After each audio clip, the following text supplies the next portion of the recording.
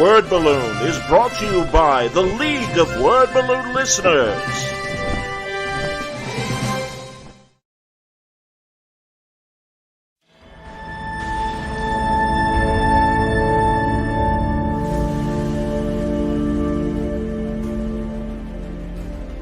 For artists that want to follow a realistic style, I don't know that you necessarily have to overthink about an influence like me or any other painter who does realism. You can certainly get a lot from the pieces that we've done, maybe even imitate some of those compositions, but I think you'll find your own way once you're just studying reality, which is what I would do. I mean, if I'm going to look at people, things, photographs, it's beneficial to start shooting your own if you can get into that. And these days, since everybody's got a camera, that's not so much of an issue anymore. Being able to study life as the basis for something is the best. I had the longest problem of thinking I needed to have everybody and every element be perfect before I could use it as a reference source. And so it took me a long time to realize how flexible the basis of the human form is. I've posed for myself on loads of paintings where now I guess I'm called out by some people online. It's a process of getting your mind comfortable with what you're building off of. And at a certain point, I would say accept that you're going to feel like you're not seeing it until you've seen it. You know, that maybe you do need to have a thing look like a thing exactly before you're painting from it.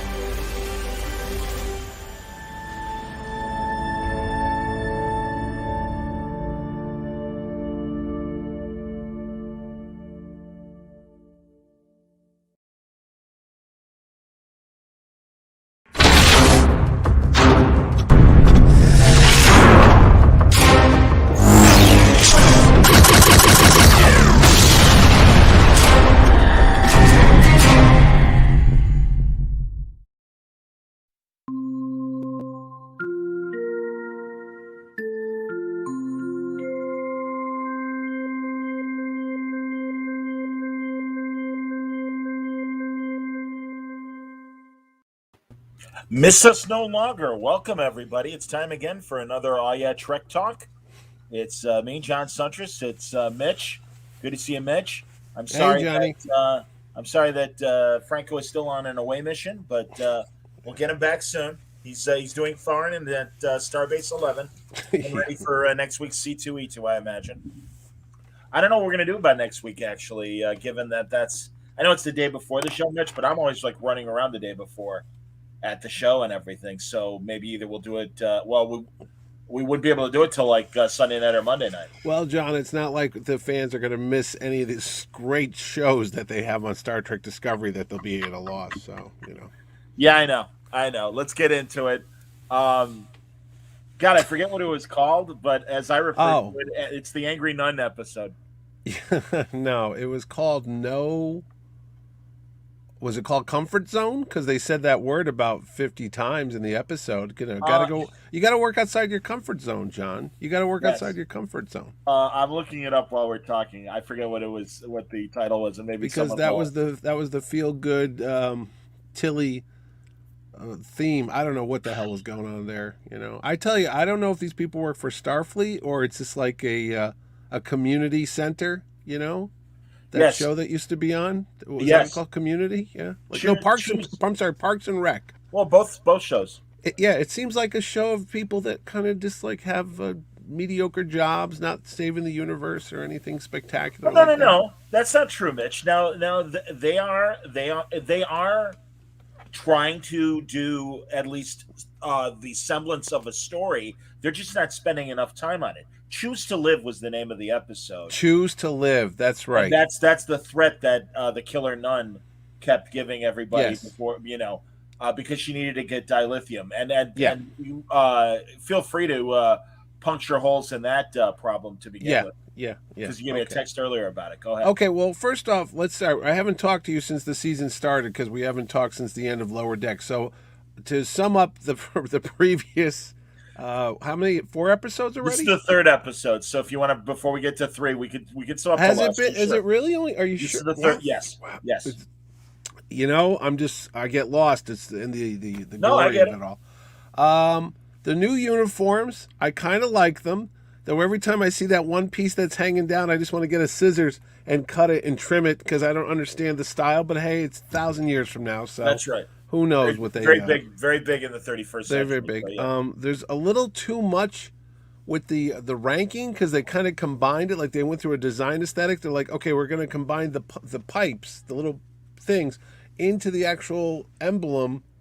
And so if you look, there's little notches that'll say 4, that means captain, 3 probably commander. But Right. it's so small you can't see it. So then we've gone and added stripes to our throat, which is kind of dumb because that used to be on their sleeves. So we're taking honestly, the problem with this show could be summed up in the uniform.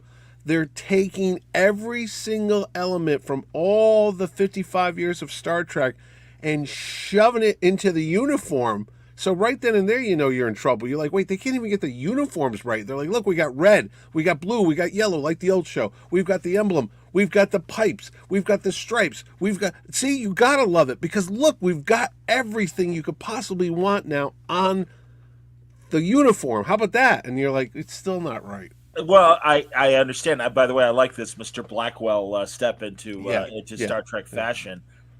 Sure, let's talk about the fashion for a moment. I don't understand why they've needed to change the uniforms beyond the fact that they were in the future.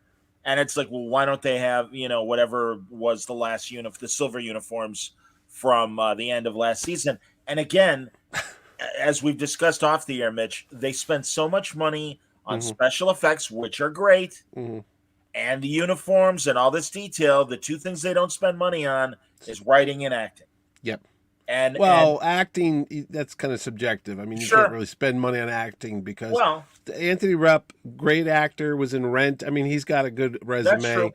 And Sunita Martin Green certainly is Walking Dead, great. I mean, Doug Even Jones, everybody on there has done great work on other shows, other properties. So you can't fault them. Yeah, so it's the writing. Yeah, it's not their fault. As I told you off the air, I agree with Rob Burnett, who I believe cracked the code with what's wrong with Discovery. It is literally 80% about how are your feelings? Yeah. What are you feeling? Rather than telling an adventure story. And I think it's a reasonable expectation to want an adventure story. They are saving the universe, but every problem is I couldn't even give a percentage compared to old Trek, including the shows from the 80s, 90s, and early 2000s, where it was there was a problem and there was kind of a scientific base to the problem, and also it was a harder problem than these things that are incredibly simplistic. And they spend far too much time on, there's an anomaly out there. How do you feel about the anomaly? Well, you know what? Is it okay? What about the anomaly? How do you feel? What are your feelings like? I've never seen every actor on that show, except for the Doctor, has this look of dread on their face in every scene, no matter what they're about to expect, whether it's an anomaly that's destroying planets, whether it's the replicator. Here's the face. Ready? Yeah. They're like, okay, I get it. You're scared, but you shouldn't be scared because you're in Starfleet. You gotta have some balls to be in space to begin with. But every time they encounter everything, this week, the engineer was just frustrated because he thought he solved the riddle of the anomaly because it had no tachyon. So he had the perplexed look on his face. And Tilly was upset because she wanted to do something different because she doesn't feel comfortable because she saw the faces of the people at Starfleet Academy, which I don't even know what the hell that's about. Well, yeah, and also the trauma of the first episode with the starbase and everything. Okay. But again, I agree with you. These are the most non-military Starfleet I've ever seen, they. What drove me nuts, and I said this a couple times with Wayne and a couple other guests, when they solve a problem, they almost stumble into the solution, and then they all have to celebrate like fifth graders at a soccer match, where it's like, hey, oh shit, I scored a goal. Yay! Everybody gets a participation trophy at the end of the episode. You helped out, Tilly. You helped out, lady that drives the ship that we don't know your name after 4 years. The one with the Hey, that's funny, Langley. I wanted to know if you wanted to join us today. I'm sorry you didn't see the email. He says he actually liked last season's uniforms. He doesn't get it either. no Every episode has at least one moment that's supposed to elicit tears. Yeah. And it's just, I mean, really, man. And we'll go through the minutia, but it does drive me nuts that they just have to reassure each other every moment. And truly, Adira and Gray, it's just, you're so special. Do you know how special you are? Oh, you're so special. No, John, you're special. That would be like us doing the show, Mitch. No, you're special. No, well, you. I'm sorry, and I got no problem with the relationship, and also Culver and Stamets too. But it's like, did Riker and Troy have to reassure each other how special they were every goddamn episode? And also, there have been, I can already hear the people who love New Trek going, well, John, this isn't the first time that they've shown characters who were affected by the trauma of a previous event or whatever. I mean, let's all admit the family episode, the second episode of season 4 with Picard and his brother. Yeah, man. But again, it was a rare exception of, okay, Jesus, the pressure's getting to me. These people, and also, I also get that they would probably feel lousy and lousier than regular Starfleet people, given that they had to jump 1,000 years into the future. But that said, this is where your Starfleet training helps you cope each day. Plus, they've been there for a while now, John, because remember they did that jump last year when they got there. It was like months because she was trying to find Saru. I mean, so it's been like a year or something. I don't know how long, but it's been a while. No, it's definitely, it's not like it happened yesterday. No. But I would still think in that Captain America man out of time sort of way, okay, that it would still kind of weigh on them. I'm never going to see my family again. No. Not only that, you try to go back to Earth, and Earth is xenophobic to Starfleet and everything, which I personally think is a crock of shit. Yeah. But whatever. That's how they're playing it, so be it. But yeah, I'm trying to think of what else from the last 2 episodes. Well, no, wait. Book, who was one of the standout characters from last season, who I really liked his character. They castrated it because now he's just like, I get his planet was destroyed, which I still don't really. Okay, whatever. That big cloud, the Galactus cloud, the anomaly. And the anomaly, that's our new thing. The anomaly ate it. Okay. I don't mind that they say anomaly, but what pissed me off was they're like, sir, they go to the Admiral, sir, it's an anomaly. And he goes, well, what is it? And it's like, we just told you it's an anomaly. Yeah, we get that. That means we don't know, we don't know. Yeah. Again, thank you, Admiral. Yeah. I don't know what the fuck happened to Starfleet in 1,000 years, but they're the dumbest fucking people. Yeah. Dumbest fucking people. Yeah, and so Saru is back on the planet. We forgot. He went back with his people, and then he's got this sense of something's going on out in the galaxy. Maybe it's the anomaly. So he leaves. He shows up. Again, going back to the uniform real quick. How much costume jewelry can this guy have on him? He's got like this badge over here. He's got the thing over here. Now he's Mr. Saru because he doesn't have a commission rank, or he doesn't want to be called commander. I don't know what the hell. But anyway, I'm glad to see him back on the ship because he's the only character that I, 1, know his name, 2, I actually like him, even though he really hasn't given me much reason to like him, only the fact that he's there. I mean, he's not a standout character. There's nothing he's done in 4 years that I can go, oh, that was his greatest moment. They are name checking the rest of the bridge crew at least a little bit more. A little bit more. So that's good. Here, I want to get through some comments because we got a lot, which is terrific. Let's see here. Dante, my main issue so far with Disco is you have a show where the number one commits mutiny, goes through a couple of years where she's somehow the savior of the universe, then becomes a captain. I can't speak for everyone else, but if you commit mutiny in the military, you get kicked out, plain and simple. The only reason why Burnham was still in Starfleet was Terran Lorca wanted a banger. He's absolutely right about that. Damn right. And then Mario says this episode was fine for Disco, but it wasn't good. I don't know what he's saying. All right. Hold on a second. The hug between Tilly and Burnham seemed inappropriate. What else here? Langley says the problem is every week has a moment of trauma that results in crying. It's not special. 100%, man. Again, yeah. And let's see what else we got here. Mario says it was weird that Book only needed 3 episodes to get over his plan's destruction. Yeah, but I would say, in fairness to that, Book has his vision. Yeah. He sees his nephew or whatever. He's obviously at peace, and that's fine. Because honestly, I don't think I could have handled it for an entire season. No, I also think getting Gray into her android body, that took. We all knew where it was going. Yeah. There was, oh no, she's lost, or he's lost. Excuse me. Yeah, that wasn't He's gonna lost happen. because they do use the They pronoun said he. Yes. for Gray, so I don't feel bad saying he. I do want to be proper. But Adira and Gray annoy me because again, it's the you're special, no, you're special. Here's your trophy. Here's your trophy, and it's like, again, it annoys me. And Tilly, it's funny, Mario, you said about Tilly's hug seemed inappropriate. Yeah. Well, also they're in the middle of this tense situation. They go with Burnham's mother and stuff, and Burnham's mom and Burnham are arguing with each other. In a situation with this, I wish my mother was here so I could hug her. And it's like, shut up. Okay. All right. Let's go into the plot holes on this. I told you this earlier. Okay, you have that. I can't think of the Navarre's ninja warrior people, right, ninja nuns. I don't know what the name is. Yeah. So the biggest mistake to start off with, they board this Starfleet ship, which looked kind of cool. I couldn't tell the design had so many nacelles. Yeah. I go, oh, who's this guy?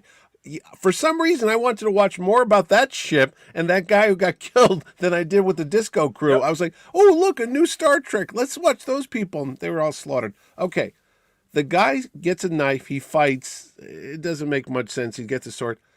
Okay, we're going to find out that there's this moon ship, whatever you want to call it, that is basically not working because the engines are down because it needs dilithium to start it up. And it's like an arc ship that has these incubation pods of this entire race of people. So the warrior nuns have found it somehow, and they want to get it back on course. They need to reactivate the engines to save these people. So they're stealing dilithium from Federation ships. They're boarding the ship like pirates. They're killing the crew to get the dilithium to help the many outweigh the need, all that shit.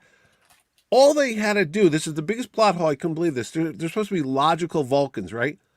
Why don't you just ask them and say, hey, excuse me, Starfleet, we found this ship that has these people that are in hibernation. It's going to destroy it, or, I don't know what it's going to do, get eaten out. It just needs some dilithium to start the engine up so it could go about its mission.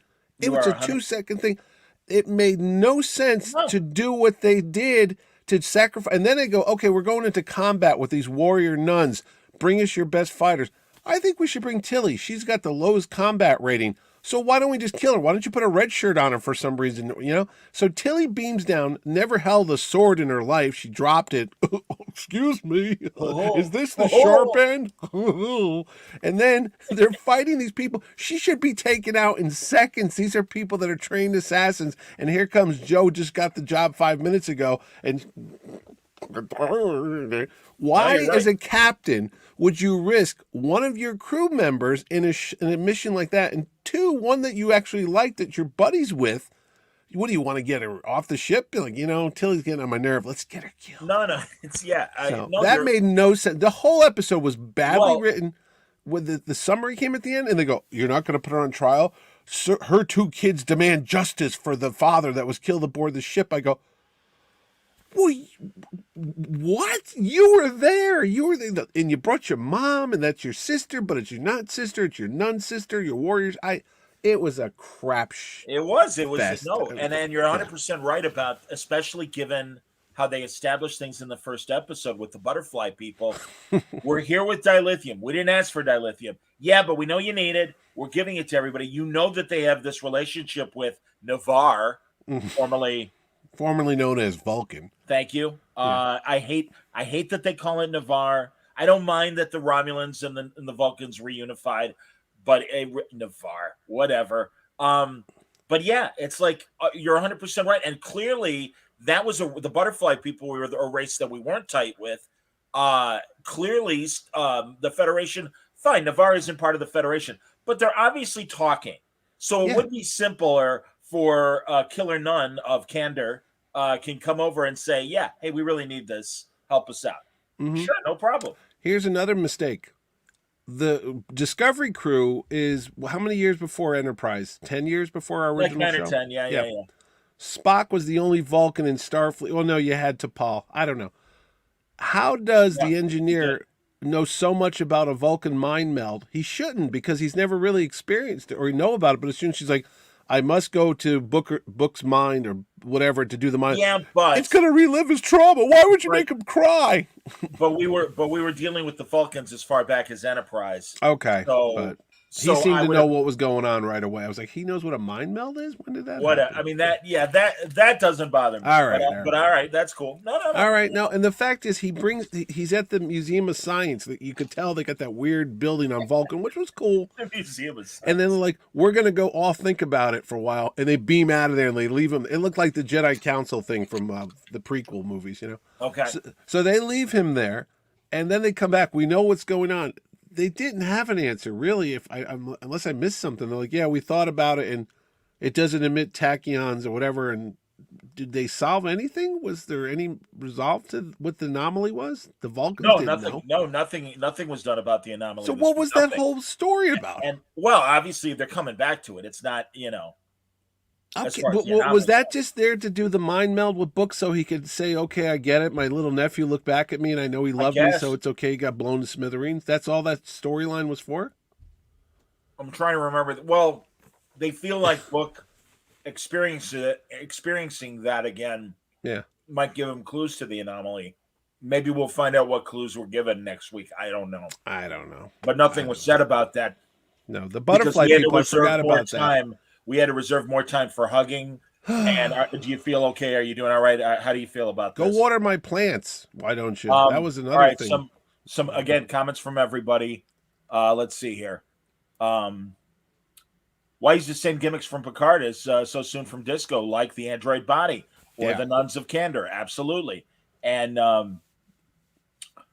he was surprised. Dante was surprised Legolas Yeah. Vulcan wasn't named. Why not? Name checked on this episode. I believe it's Legolas Romulan. But Yeah. it's cool, man. Yeah. And then Dante says, Mitch, the writers wrote Tilly saying they don't give dilithium individuals, but I would have thought she could have gone to the Vulcan politicians and explained the situation, and we wouldn't need this episode. Absolutely, man. There you Oh, go. you solved your own problem.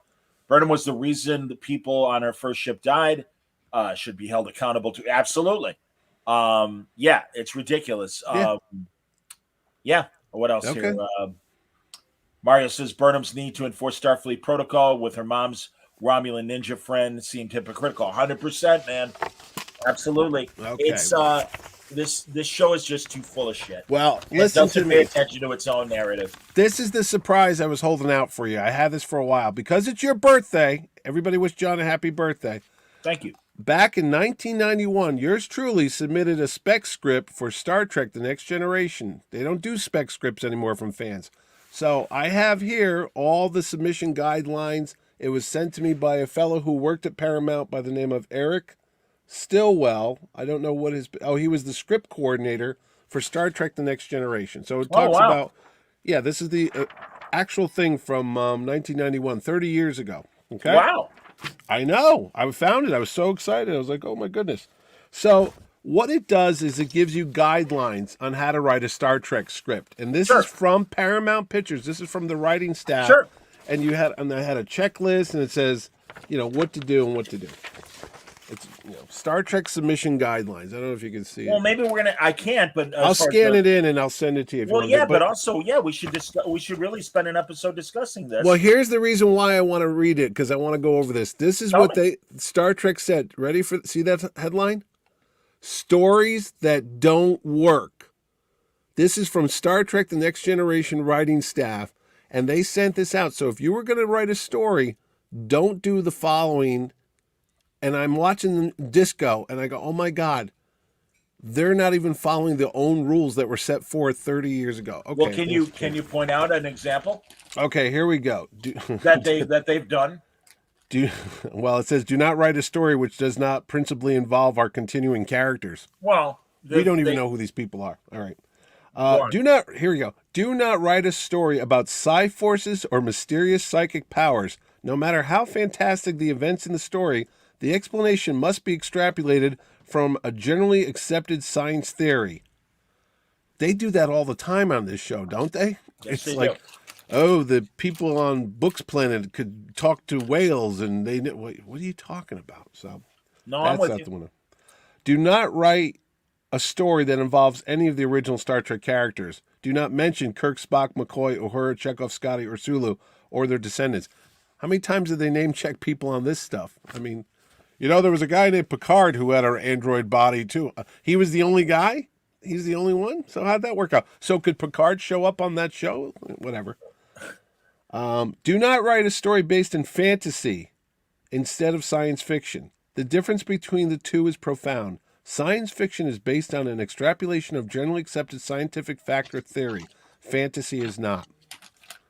Do they do any of that now? They talk big words like tachyons and quantum and all that stuff, but it's all I can't say they've really delved into fantasy, thankfully, yet. But again, what they think is a scientific explanation mostly isn't. No. And that's annoying. So, this one ties into tonight's episode. Go ahead. Do not write a story of sword and sorcery. We do not show knights and princesses, stalwart yeomen, and dragons are not science fiction or for our purposes. I saw warrior nuns with swords on tonight's show, so you're right. That's out you're there. Right. Don't treat the galaxy as a local neighborhood. Too often the script ideas show characters bouncing from solar system to solar system, planet to planet, without the slightest comprehension of the distances involved or the technologies required to support such travel. They had to take book ship to go into the anomaly to find that planet thing. I was like, okay, whatever, man. Oh, here's the best. You'll like this. This is classic. Do not write melodrama. Melodrama is a writing style which does not require believable people. Believable people are at the heart of Star Trek and make good Star Trek scripts. Melodrama is everything that show is every 100%. week. Yep. So forget that noise. And You're where's 100% the other one? Right. Absolutely. Here's the last one, and then I'll be done with this. Sure. Do not write a story that casts our characters in the role of galaxy police. Our mission is not the spreading of 20th century Euro-American cultural values throughout the galaxy. We are not in the business of toppling cultures that we do not approve of. We are not space meddlers. Burnham's involved in everybody's business every week on that. Yeah, I don't know, man. I mean, it's I think you're right in terms, although the Orions from last season were abusing other people. But yeah, I don't know. I hear what you're saying. Dante says new producers like Kurtzman think he's the be all end all of Trek currently, and I guess the Roddenberry family has no say in the writers' room. Well, Rod is part of the executive producing staff, and I don't know if that's kind of in the same way that they treated Gene when the original series movies were happening, where it's like, all right, here's a pile of money. You're a creative consultant, which means we're really not going to be listening to what you have to say. Pretty much. Suitcase producer. Yeah, they give him some money and he goes away. Yeah. I noticed Burnham's a producer now. Oh, yeah. Her name's executive producer. So Yeah. Whatever.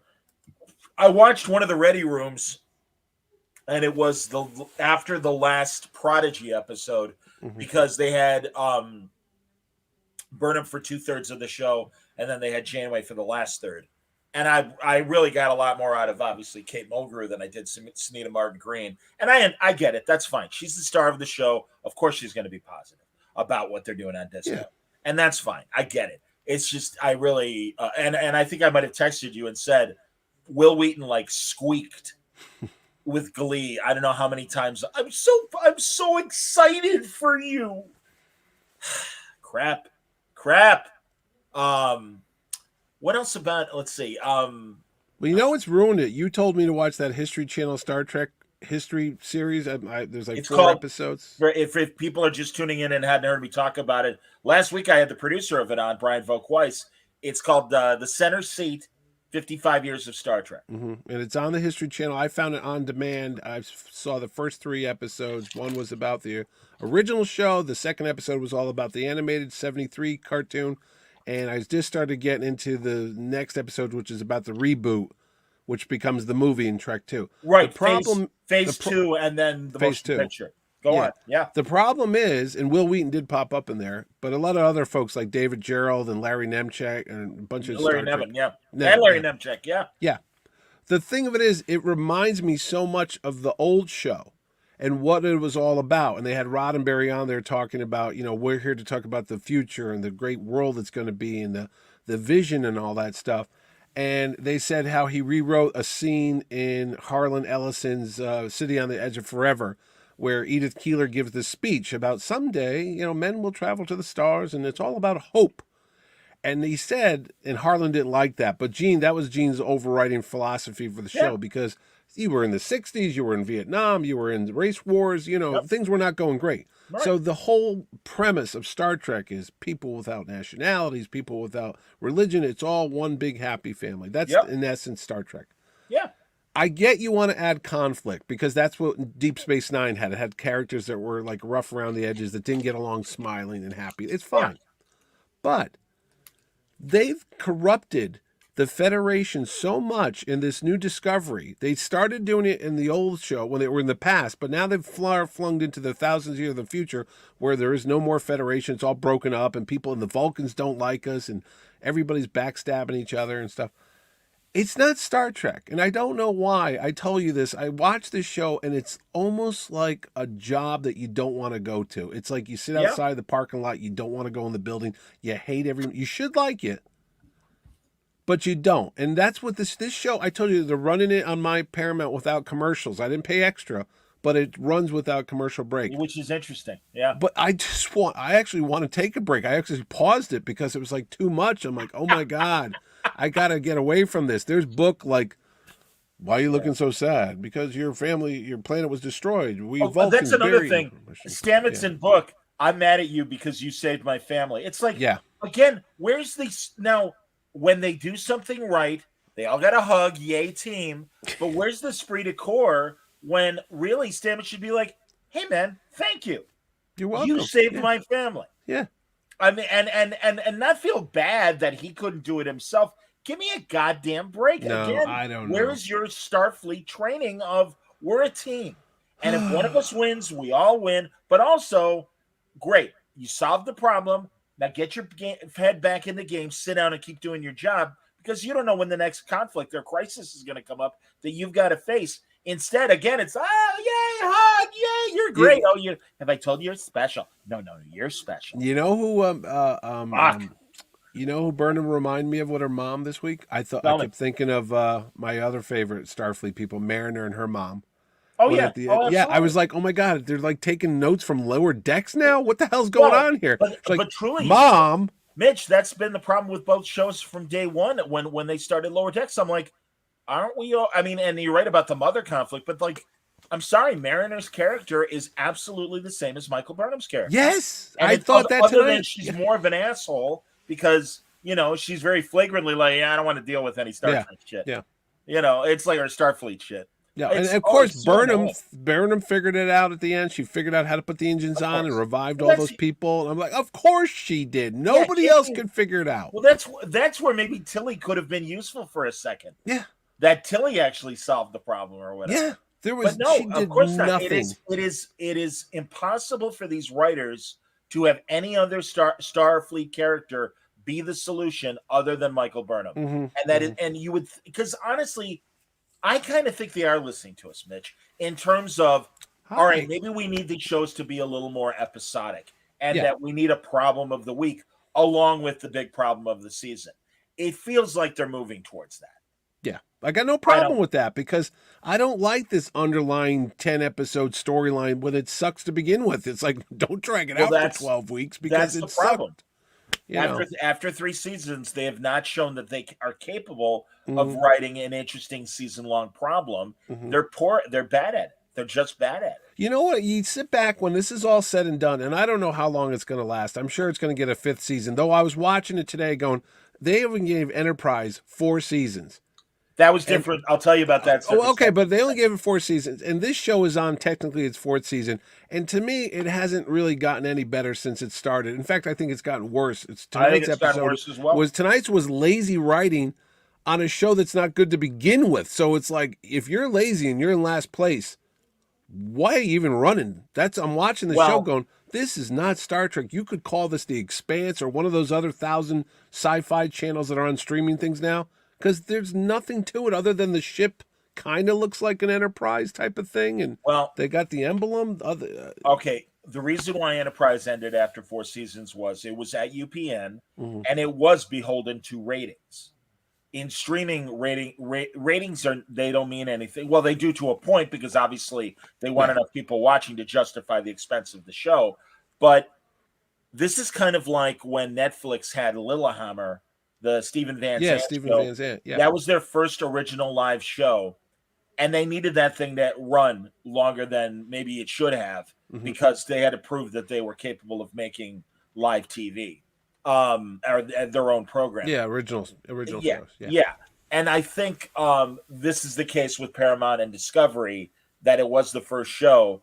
And also, again, I assume maybe they're hoping to convert people, that they feel half I of the don't Star know. Trek watching audience liking it is enough to invest in it further. But regardless, as we've discussed with the uniforms and everything else, they keep throwing like money to that show. Yes, And yes. it not in the right direction. Again, they need better writing. And they There don't seem to is see so that. much money on this show. That's what I was thinking too. I go, how much money? Unless you want to get a loss, unless this is a write off or something. I'm like, you're going to keep pouring millions of dollars into this production that's after 4 years. Is it attracting people to Paramount Plus or whatever the hell the name is called this time? It's Paramount Plus now, right? Yeah. Yeah. Is that what's drawing new subscribers to it? Because Well, I mean, look, Disney's got, Marvel shows, and they've got, The Mandalorian and Boba Fett, and they got all these other Beatles. properties. Paramount has got a catalog of stuff. Why can't they do like Beverly Hills Cop, the new series, or they got some old Well, that characters? stuff might be in development. I mean, we did get the new Twilight Zone for a while. Yeah, for a while. For 2 seasons, and again, it didn't justify its expense, so they canceled it and they moved on.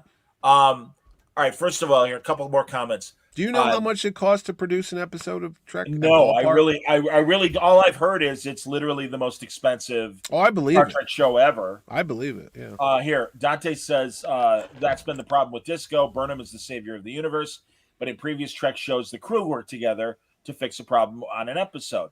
But in this show, you have a captain doing a moonwalk instead of delegating it to another cast member to give them the shine.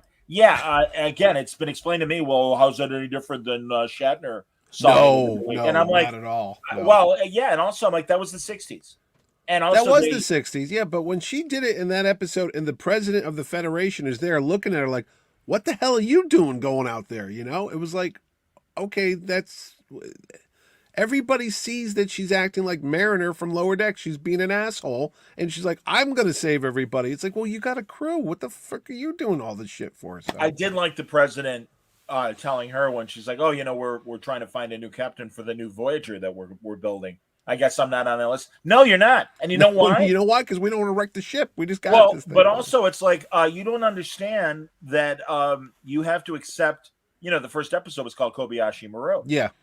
And it was like you still refuse the idea that sometimes being a captain means you got to send somebody in that may not be coming back.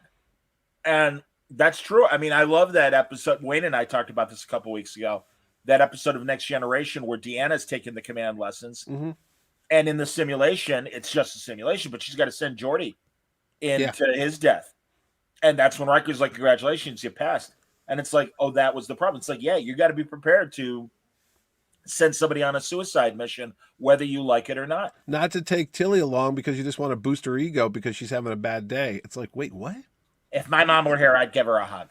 I wish I Okay, did. I didn't get along well with her either. Idiots. Like, Oh my God.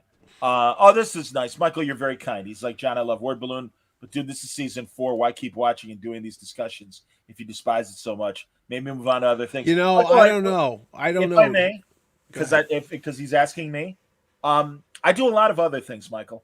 So if this is all you watch, I understand. But I think really especially the last couple of weeks, I did a show about the Beatles. I did a show about comic book super spies.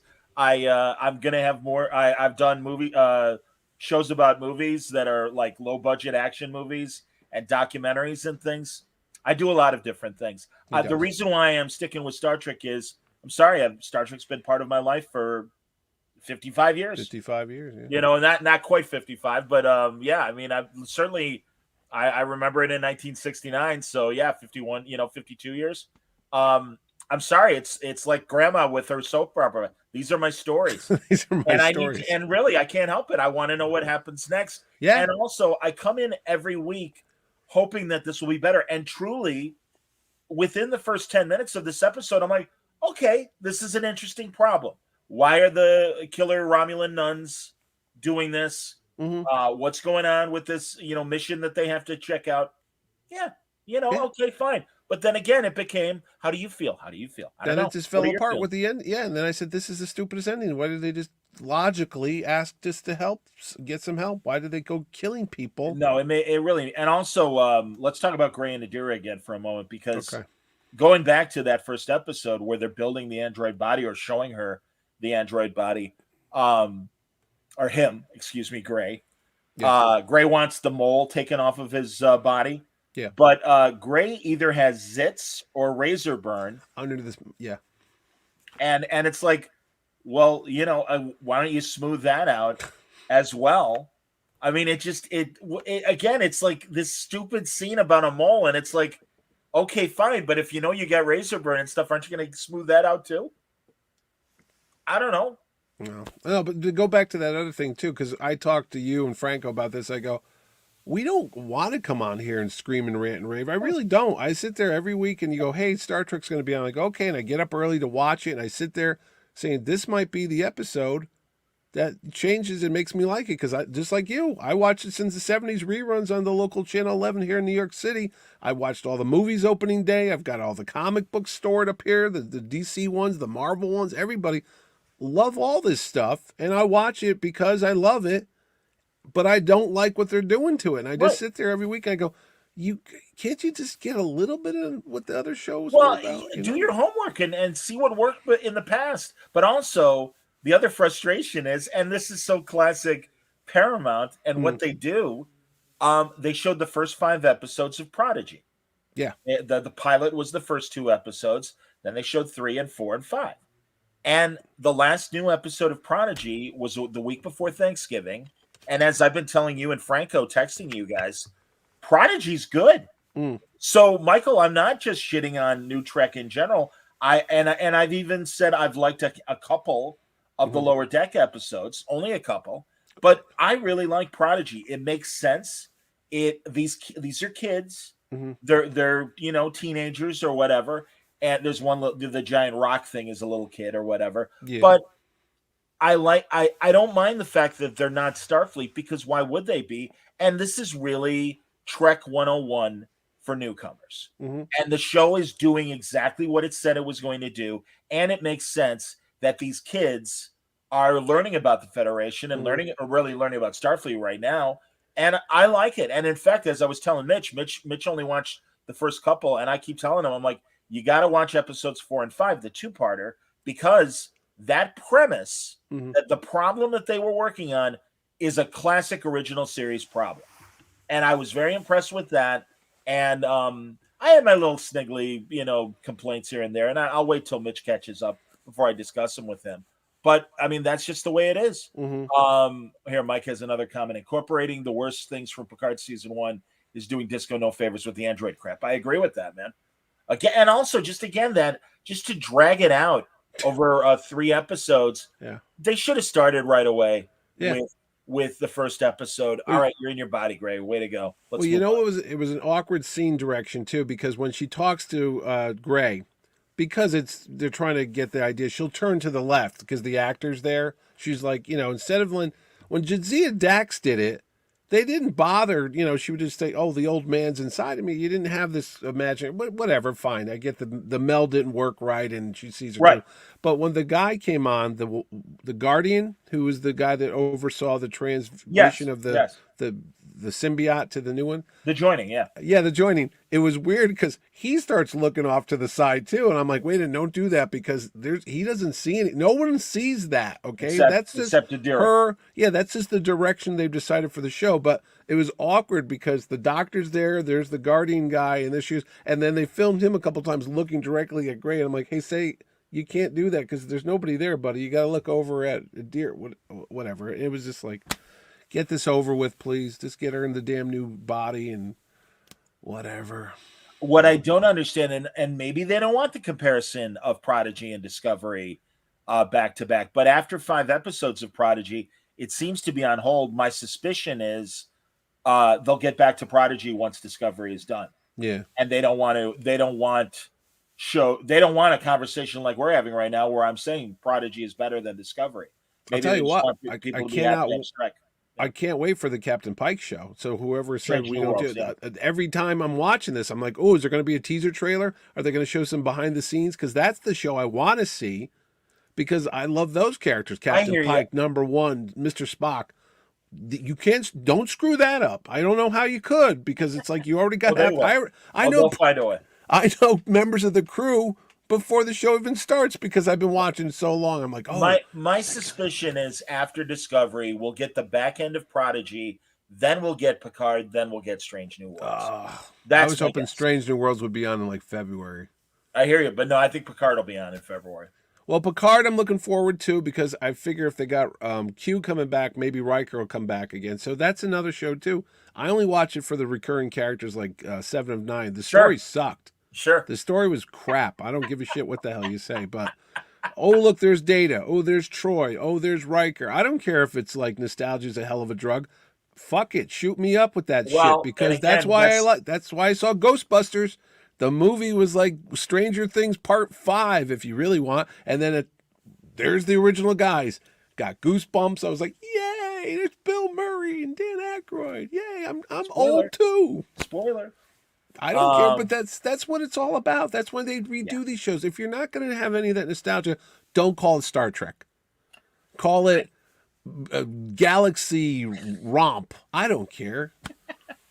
Don't call it Star Trek though, because we watch it. I have a suspicion why your Star Trek script got rejected by Galaxy Romp, but I'm teasing. No, I did a great. Can I tell you what it was about? Please, I would love for you to tell me. I want to hear what your Star Trek. It was about. Remember and I wrote to Sarah Charno, who wrote the great episode of the Drum. Was it called the one with Drumhead? Great episode, yes. The one with Captain, what's his name? Went after the Kardashians. Admiral Satie. Oh, I thought you meant Drumhead. No. I'm talking about the one with the Wounded. The Wounded. The one that had Miles O'Brien, and they sang that song about the soldier boy going off to war. Yep. So I wrote a story about a guy whose first assignment was aboard the Enterprise and nobody knew him. It was basically the story of a red shirt. And he gets killed on his first away mission. And it's up to Riker to write the letter home to the family about, sorry, on behalf of a grateful Federation. Sure. Just because, that's what happens when a soldier dies. The commander has to write a letter. And they did it on MASH. It was Radar was writing the letters home, and Colonel Potter would sign the letter and stuff. It was very good. The word Radar. This is great. Yeah, exactly. And the thing of it is, I just realized I wrote down the phone number for Berman. I have it anyway. It's a long time. That was 30 years ago. I got the guy. What's for Rick Berman. Rick Berman's phone number is written right on this piece of paper here. That's awesome. You could have told him you loved his series, Big Blue Marble. Big Blue Marble. So anyway, go on. The whole story was about a red shirt. It was basically like before we had Lower Decks, before we had this, it was like what really happens. We always joke about the red shirts getting killed and stuff, but they're really people and they have lives and families. So it was about this whole thing. And Riker was going around the ship and he was interviewing people about, hey, who was this guy? Did anybody know him? And Data's like, no, I really didn't know who he was. And then somebody there, and then you find out this whole history about this character. So that's the story I wrote. And then it turned out to be, meanwhile, the main story was going on because this was like the B subplot. You always have, they had A and B. Yeah. And meanwhile, Picard is out there like negotiating something. And it was like he had to deal with not the king of a planet, but like just a clerical type of person because it was like a bureaucratic thing. Or whatever. Yeah, and he was just like pulling whatever hair out of his head. And he's like, I need to speak to somebody. I need to speak. And they're like, sorry, sir, that guy's not in now. You're going to have to come back 3 weeks from now because he's on holiday. And he's like, but we need to do this. And it was a funny episode and it was a serious thing. So I had 2 types of storylines going on. I had good. Picard frustrated because he couldn't do his job because of bureaucratic red tape. And then the other one was just Riker on a little soul-searching mission to find out who this officer was that was killed because, the kid's first assignment was being on the Enterprise. He grew up like a little boy with the spaceships and couldn't wait to be on there. And the first thing he did was get eaten by eaten by the big gas cloud on planet Zebob or something. And Obsession. it's like, shit, we got to go write a letter home. Your son's been. Remember when that guy got turned into the little cube Yes. in the old show and the guy crushes it? And you're like, I hope it Yes. wasn't the hot chick. And it was the hot chick. It was the hot chick. And the Yes. other guy's like, what am I missing? It's like, damn it. Kirk's like, oh, I was Kirk's like, supposed to nail you earlier. Exactly. Kirk's like, I didn't get a chance to bang her. And now she's dust. Here, I always Langley remember says that. he also wrote a spec that used the Most Dangerous Game plot with Worf getting lost in the nebula and hunted for sport. This was Nice. DS9. Well, of course, we had the Hirogen later on Voyager, who were kind of Most Dangerous Game Yes. and everything. Yes. So, yeah, no, that's cool. Hey, guys, you both have convinced me. I'd rather see you guys writing Disco. We should write Discovery shows. Me and You know, Langley are going to get together. And, of course, now, like you said earlier, Mitch, no, they don't accept submissions anymore. Nope. Bummer. Oh, well. Bummer. That's how a lot of the staff ended up getting jobs. Ron Moore submitted a spec script, and I know a couple other of the old Trek writers did that too. Yeah. Is that all because of that show, that movie you told me about, that fan film? Is that why they stopped doing it? Because that Anzar or something? That is, Axanar. That's possible, but I also think, when you see things like, remember the Wachowskis got sued for the Matrix. Well, and also, excuse me, Disco itself was being sued by the people that wrote a 90s computer game that used the tardigrade to travel through space. Oh, yeah, you said that. And that was a big deal. And I'm surprised that, I don't know. Sometimes judges, you're like, gee, that seems like common sense. And yet you're going the opposite direction. Okay. Mm-hmm. And I really think this lawsuit was pretty clear of, hey, these ideas are way too similar. Mm-hmm. They should have at least scared Paramount into settling out of court with those people. But regardless, I think that, and also you're probably right that once they kind of clamp down on fan films and stuff, it's like, all right, whatever. Dante tells us the obvious that yes, Ron Moore did go on to redo Battlestar Galactica, made it awesome. Thank God. Those spec script submission days. Absolutely. Well, and again, a lot of, and Brian Volkweiss and I discussed this last week when we talked about his documentary show, The Center Seat. A lot of what Ron Moore wanted to do on Star Trek, they kept rejecting, like making the ship like kind of worn out, and especially with Voyager, that it's like, hey, they're in a different, part of space. We should have alien technology grafted onto the Voyager ship. I always thought that, yeah. And we did end up getting a lot of that in Galactica. So no, that was really cool. Again, we talk about this. If they haven't watched, if you want to watch good Star Trek, go watch the History Channel Center Seat show, because that's really, for fans. I stayed up last night till 1:30 in the morning watching the episode. John told me about it at like 10 o'clock. I found it on demand, and I started watching one, and then I went to the episode 2, and I'm going to finish the thing tonight, man. So they're great. Yeah, unfortunately, everybody, and I don't know how your various cable systems work. I have Xfinity still. Mm-hmm. They showed the first 4 episodes of Center Seat. They want people to see the rest on History streaming channel, History Plus, which I find odd because I would have assumed they would have been part of Discovery Plus unless it's a different company.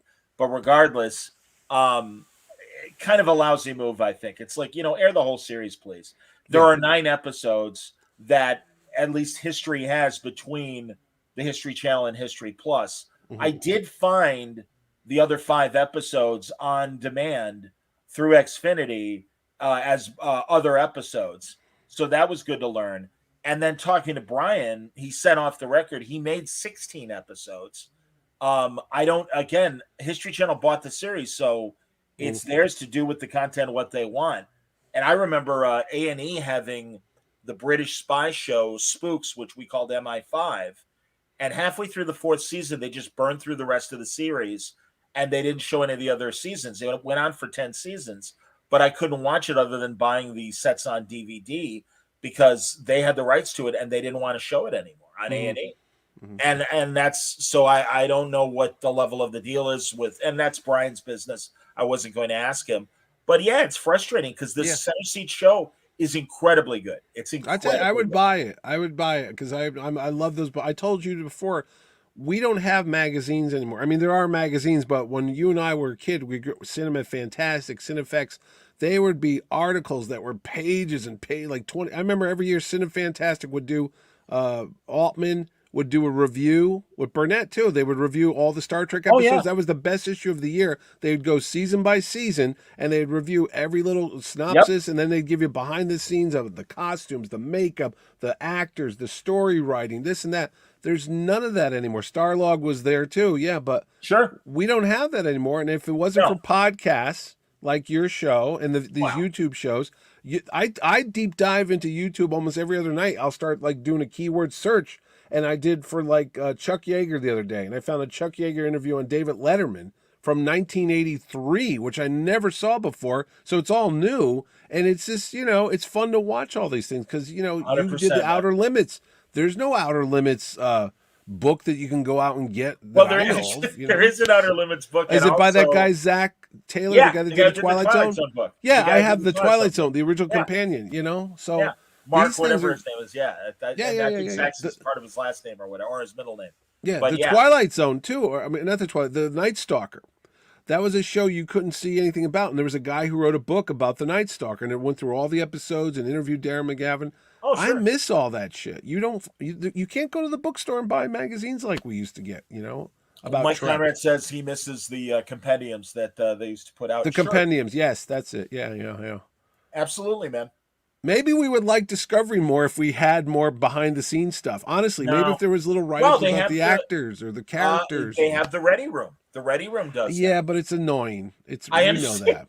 I don't disagree with you, but I'm just saying that they do all the how did they make the virtual sets? How do they build the Yeah. models for the ships? Whatever. I mean, so they do cover all that stuff. Michael says, the Next Generation documentary that's on Tubi made a point of discussing how they started when they started accepting spec scripts, the quality improved.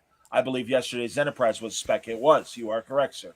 That is absolutely true. No, and that's the great thing about the Center Seat documentary is Brian Weiss had made other Star Trek documentaries in the past, and thankfully, hangs on to the footage. And therefore, in the Center Seat, we have fresh footage of Nimoy and DC Fontana that wasn't used for Brian's previous Star Trek documentary, Right.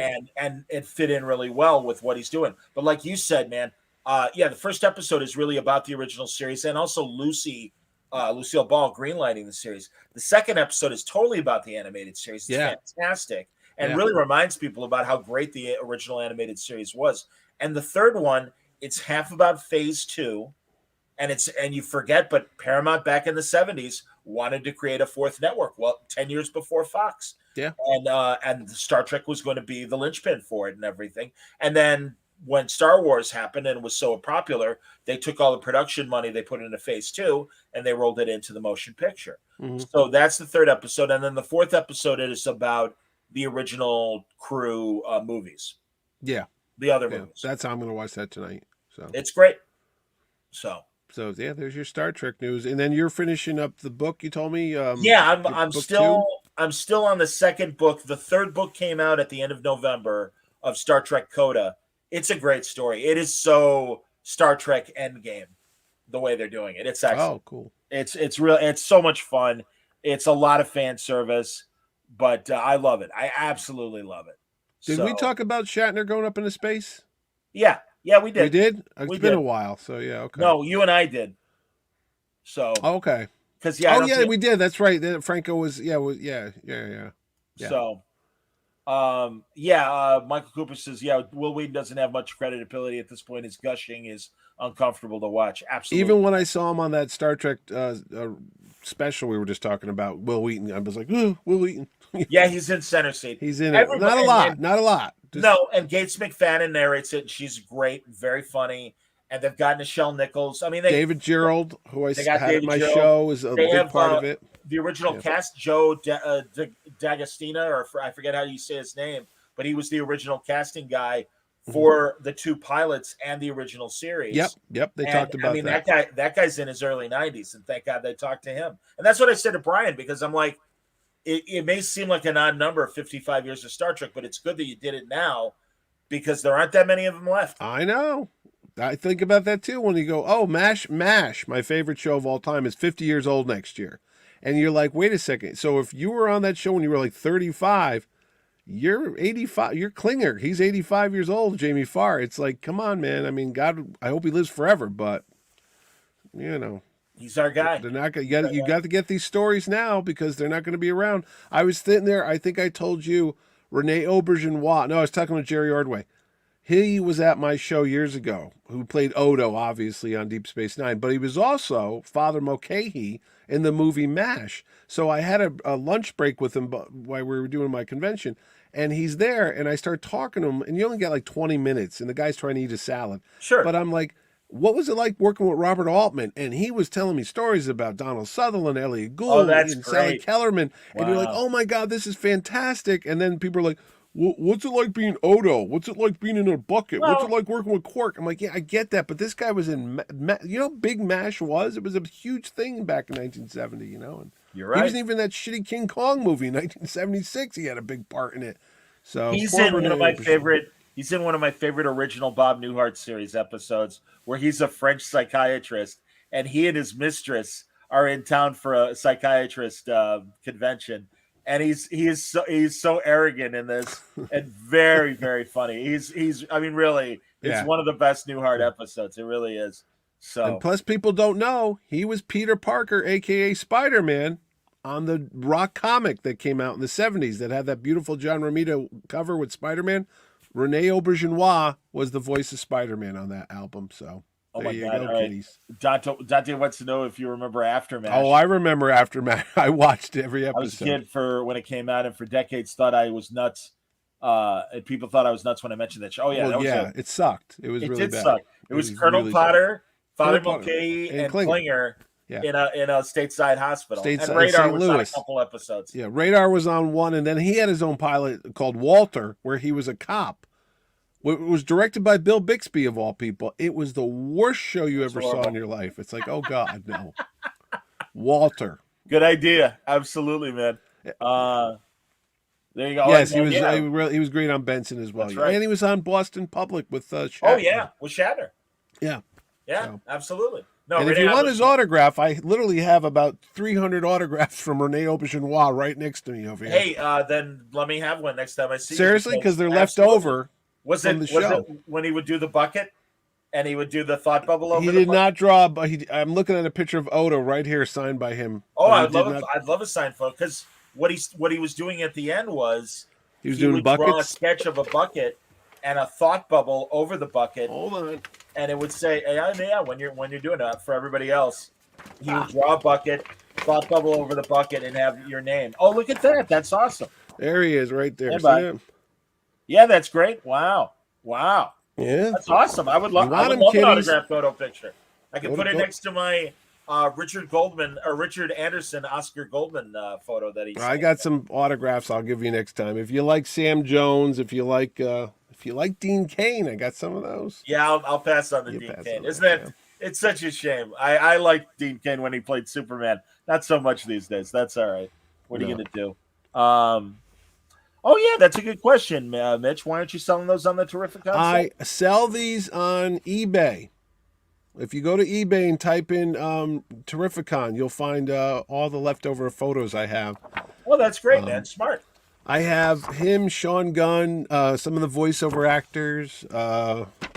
Some of them aren't with us anymore. The fellow that was the voice of Spider-Man on the cartoon show, Paul Soules. Yes, the old gentleman. He just passed away last year. He was like, again, 93, but he was also the voice of the little elf in Rudolph, and the Christmas special. Oh, wasn't he also Speed Racer? He was on Speed Racer, and he was in the Incredible Hulk movie with Ed Norton. He played Stan Lee, the pizza shop owner. So, yeah. So I had some of those, too. So some of these guys, not here anymore. So, yeah. Bummer. Go to eBay, and you can find them. So, and as it on, well, eBay, what's your eBay account name? It's, what the hell is mine? Oh, Bossman 4077. Go figure that out. All right, Bossman 4077, everybody. And you'll see all the leftovers I have from Terrificon. That's awesome. That's good to know. All right, Mitch. I think we did enough justice to this horrible show. Terrificon coffee mugs this year. Oh, very nice. Wow. Yeah, we're going to have coffee mugs. I got beer pint glasses. I got Pilsner. I even got Slurpee cups coming this year. Wow. We're merchandising like what is it? Spaceball merchandise. Exactly. Terrificon. Everything. Baseballs, the blanket. Yes. Yes. I got to All get right, the word balloon stuff. Thanks a lot for watching, everybody. I hope you enjoyed the conversation. Even Mike, who thinks I shit on Star Trek too much, that's okay. But we'll talk next week, and we'll see if we like next week's a bit better.